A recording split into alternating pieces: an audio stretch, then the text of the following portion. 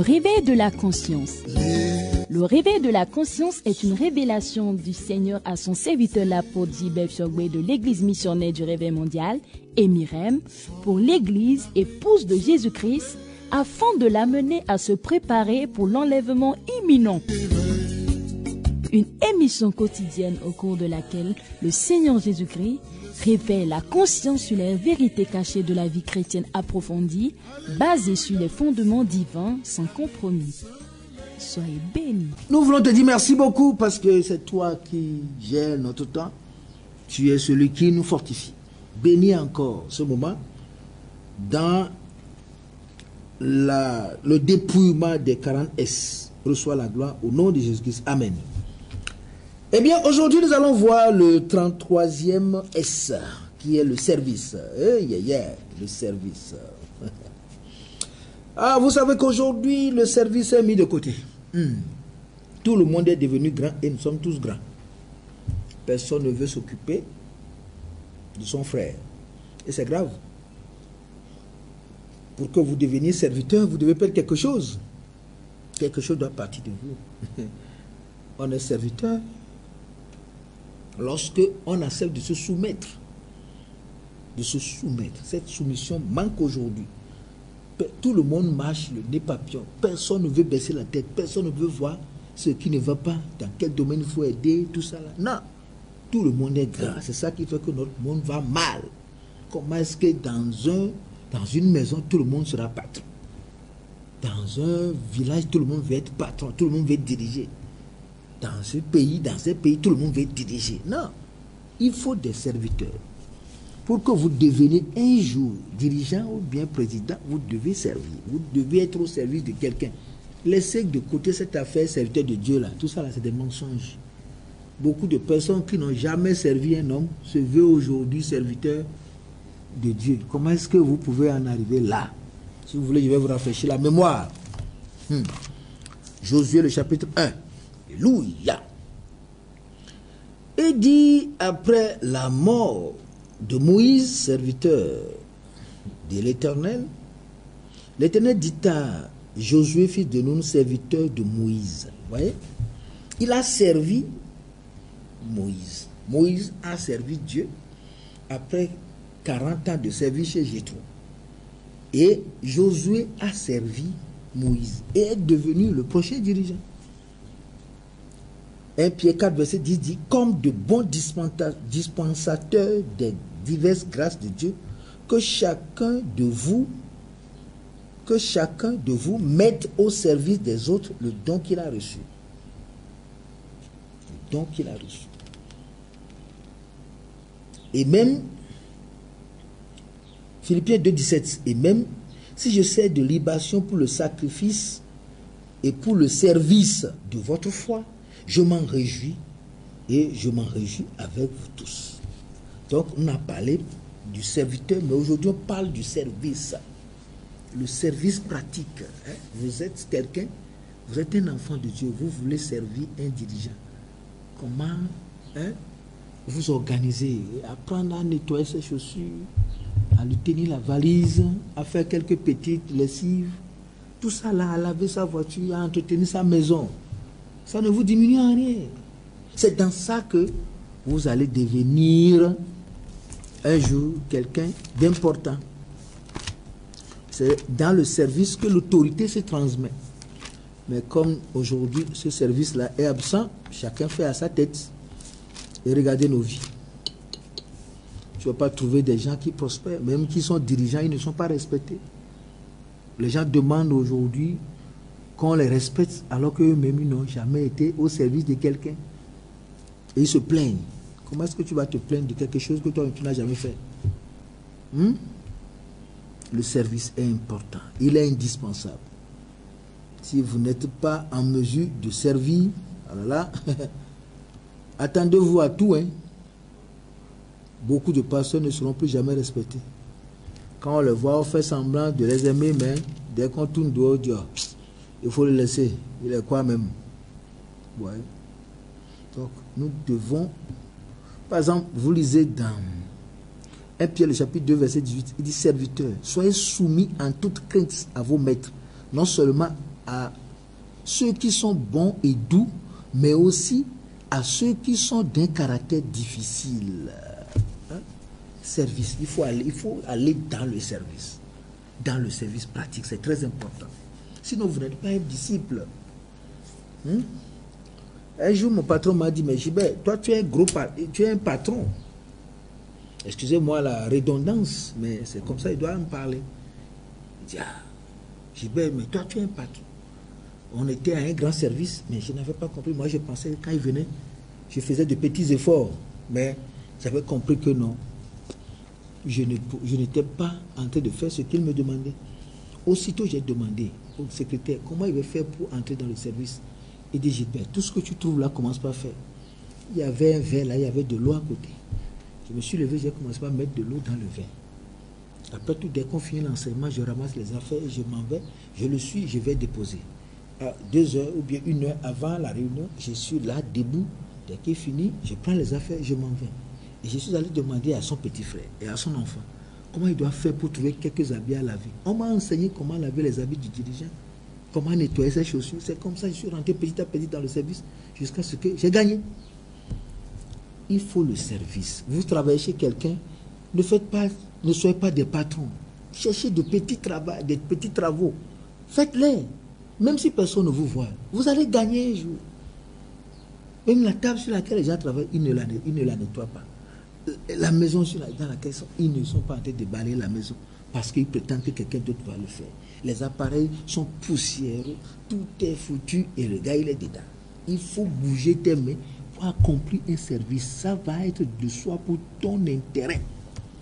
Nous sommes dans un monde où ceux qui veulent se sacrifier, servir pour que les autres gagnent n'existent plus. Tout le monde veut établir son royaume.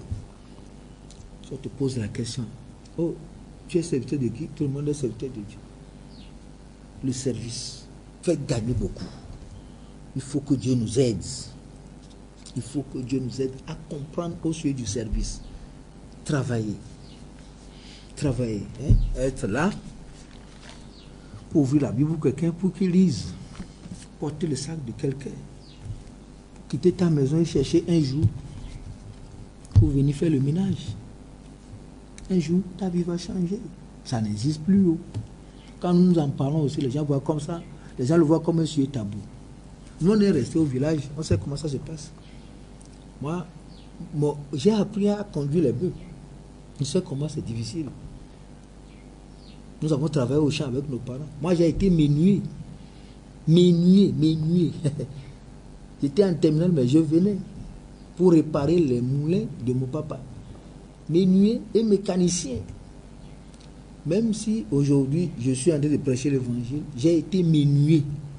Menuisier, tu t'en vas là, dès que les vacances viennent, tu trouves ou bien un congé vient, tu reviens à la maison, papa t'envoie dans un village que tu ne connais pas. Tu vas aller travailler comme menuisier là-bas pendant tout le temps de la vacance, jour et nuit. Quand un moulin se gâte, nous avons travaillé jusqu'à ce que nous avons appris à réparer les moulins. Tu t'en vas, tu achètes les pièces, tu démontes le moulin et tu répares ça. Papa est content. Mais il ne me disait rien. Les autres étaient à la maison. Les autres s'amusaient, ils se déambulaient. Moi, j'étais dans les brousses en train d'être menuisier. Mon papa ne me disait rien. J'ai travaillé. Quand je prie, s'il n'y a pas à faire, s'il n'y a pas à travailler au moulin, je m'en vais au champ. Pendant que les autres se déambulaient. Tous ceux-là qui se déambulaient aujourd'hui, quand tu les vois, et il y en a qui sont diamants. Moi, je ne savais pas que ce que mon papa, c'est quand quelque part, il me bénit dans le secret. Il me bénit. Oh, il dit, ah. Lui, ça, il me bénissait sans savoir qu'il était en train de dire que je vais devenir serviteur de Dieu. Il disait des paroles sans le savoir. Aujourd'hui, quand je regarde ma vie, je dis, les paroles de papa, Dieu les a écoutées. De la même manière que tu vas rester à côté de ton papa, il faut qu'on te supplie et que tu travailles, mais dans le murmure. Il ne va rien te dire. Le service m'a aidé. Quand il était venu jusqu'à Cotonou, je devais me charger de laver tous les habits de mon oncle et de la femme de mon oncle. Et un jour, on avait fait sortir les habits, élèves en terminale, et moi, je lavais les habits. Et la femme de mon oncle paternel est venue avec les soutiens. Moi, elle allait amener même ses slips. Et moi, j'étais en train de les laver. Ma petite soeur est venue, a commencé par pleurer. J'ai dit, ma soeur, pourquoi tu pleures? Il dit, non, que vraiment c'est trop. J'ai dit, non, il ne faut pas pleurer pour moi. Je suis en apprentissage, c'est pour un temps. On le fait dans la vie et on fait le passage. Aujourd'hui, je suis en train d'en parler. Est-ce que je lave encore les soutiens de quelqu'un? Ni pour ma femme. Le service est important. Je vais vous donner encore un exemple. J'étais comptable.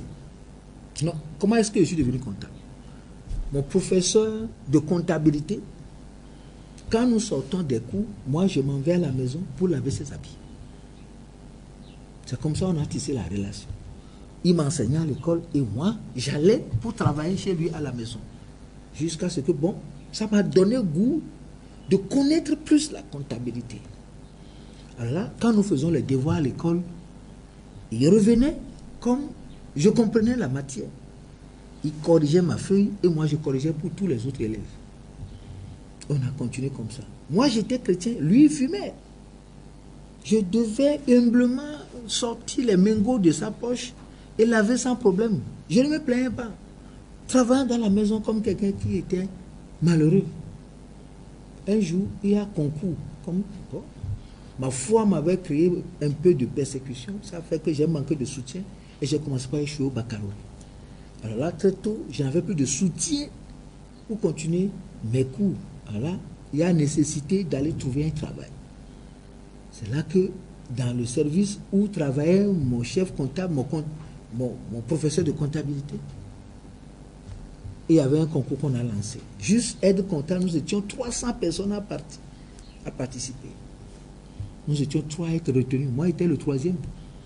Donc, j'allais à l'école, il venait m'enseigner. Et j'allais aussi travailler avec lui gratuitement au service. On a appelé le premier. Et moi, je continuais par aller. Le premier a travaillé là-bas pendant 6 mois. Moi, j'allais seulement tous les jours. Un jour, j'étais parti.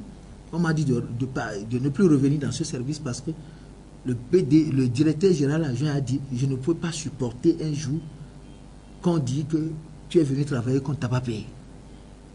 Mais j'ai insisté. 2 jours plus tard, je suis revenu encore dans ce service. C'est alors ce jour-là, on a donné une lettre au premier, parce que nous étions 3 à être admis des 300. Moi, j'étais le 3e. Mais je venais travailler gratuitement, parce que le service en demandait.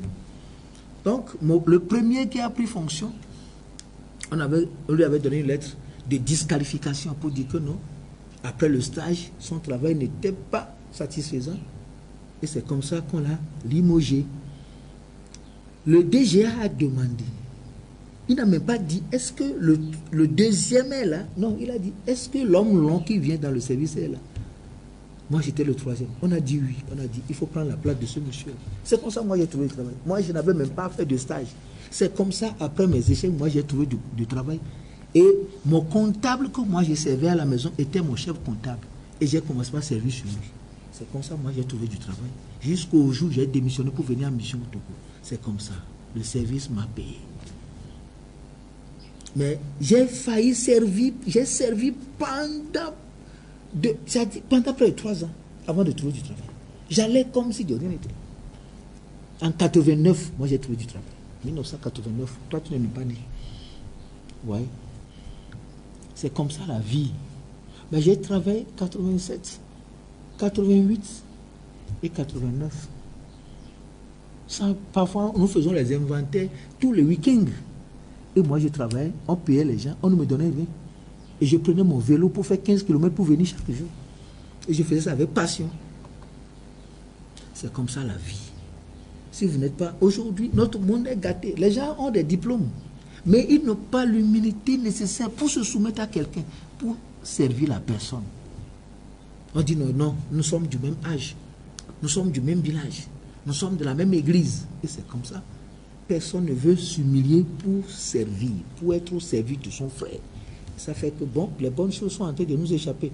On crie partout que c'est chômage sur chômage. Est-ce que c'est chômage? C'est ton cœur qui chôme. Le cœur qui ne veut pas servir quelqu'un, c'est lui qui est au chômage. Et ça réjaillit sur ta vie.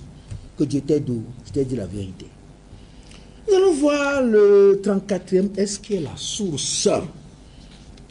Nous allons voir Proverbe 4, verset 23 qui dit: garde ton cœur contre toute autre chose, car de lui viennent les sources de la vie. Les sources de la vie. Il faut garder ton cœur. Le cœur là, contre toute autre chose. Quand le cœur est mauvais, tout le corps est mauvais.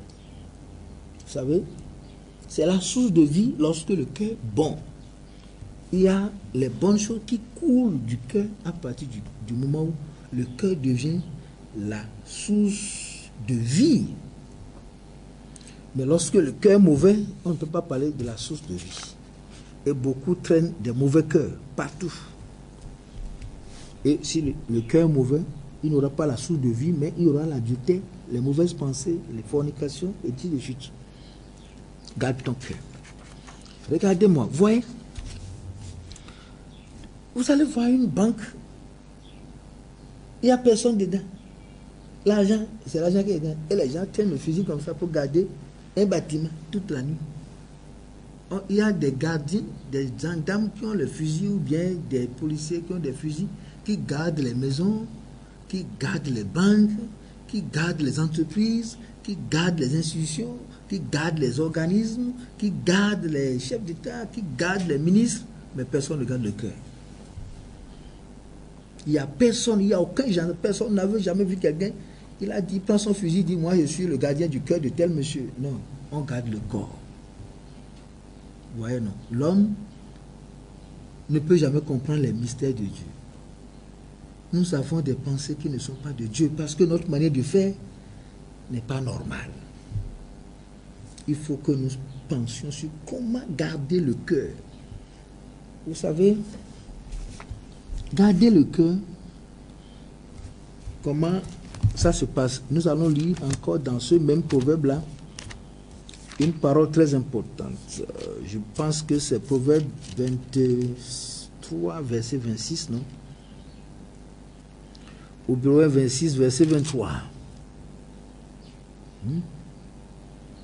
Parce que le cœur là, si vous ne prenez pas soin, vous n'allez pas réussir. Et beaucoup de personnes ne vont jamais réussir. Eux-mêmes, ils le savent. Proverbe 23, le verset 26. Il dit, mon fils, donne-moi ton cœur et que tes yeux se plaisent dans ma voix. Garde ton cœur plus que toute autre chose, car de lui viennent les sources de la vie. Maintenant, pour garder le cœur, Proverbe 23, verset 26 dit, mon fils, donne-moi ton cœur. Personne ne peut garder le cœur. Tu donnes ton cœur à Dieu.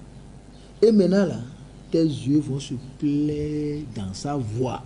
Ça veut dire qu'il faut lire sa parole. Il faut méditer sa parole. Il faut obéir la parole de Dieu. Lorsque notre cœur s'engage à écouter la parole, à entendre la parole, à comprendre la parole et à obéir la parole, notre cœur sera gardé. Lorsque nous ne pouvons plus obéir Dieu, il n'y a pas matière pour notre cœur d'être gardé. Non. C'est ça qui fait que les gens sont bons, mais ils finissent par commettre des bêtises parce qu'ils ne peuvent pas garder leur cœur. Lorsque vous ne gardez pas le cœur, voilà ce qui peut arriver à votre cœur. Matthieu, le chapitre 15, verset 19. Il est dit ici, il dit, car c'est du cœur que viennent les mauvaises pensées. Ouais, le même cœur, du même cœur viennent les sources de la vie. Et le cœur qui n'est pas gardé, voilà ce qui sort de ce cœur-là.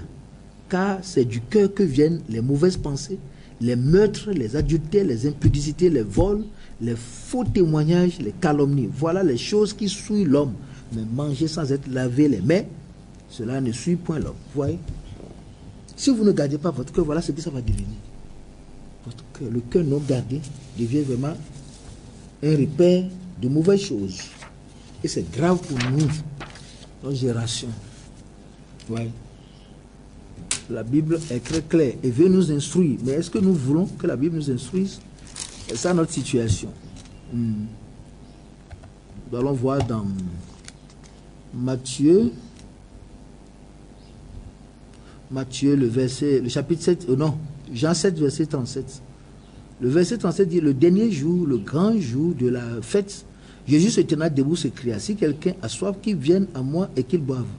Car celui qui croit en moi, des fleuves d'eau vive, des sources d'eau vive, des fleuves d'eau vive couleront de son sein, comme dit l'Écriture. Ça va couler. Le fleuve, c'est une source d'eau vive. Les sources d'eau vont couler. Tu vas voir que ta vie sera toujours pure.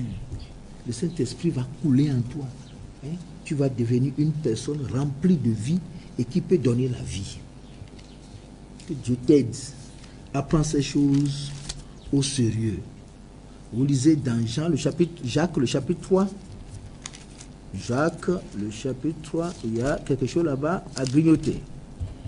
La Bible dit dans le verset 11 et 12, il dit, la source fait-elle jaillir de la même ouverture l'eau douce et l'eau amère? Un figuier, mes frères, peut-il produire des oliviers et une vigne des figues? Vous voyez, de l'eau salée ne peut pas non plus produire de l'eau douce. La source fait-elle jaillir de la même ouverture l'eau douce et l'eau amère? Comment est-ce que la vie, la pureté va sortir de votre cœur? La source d'eau vive va sortir et la source d'eau amère va encore sortir du même cœur. Si votre cœur est bon, il y a les sources de la vie. Si votre cœur est mauvais, c'est l'adultère, c'est la fornication. Vous pouvez vous repentir, mais il faut vous tourner vers votre cœur pour lui demander, mais qu'est-ce qui n'arrive pas? Qu'est-ce qui ne va pas dans ma vie? Votre cœur, si le cœur est mauvais, vous pouvez vous repentir tous les jours, mais vous allez toujours être victime des mauvaises pensées, d'une mauvaise vie, de l'adultère en pensée, du vol et tout ça là.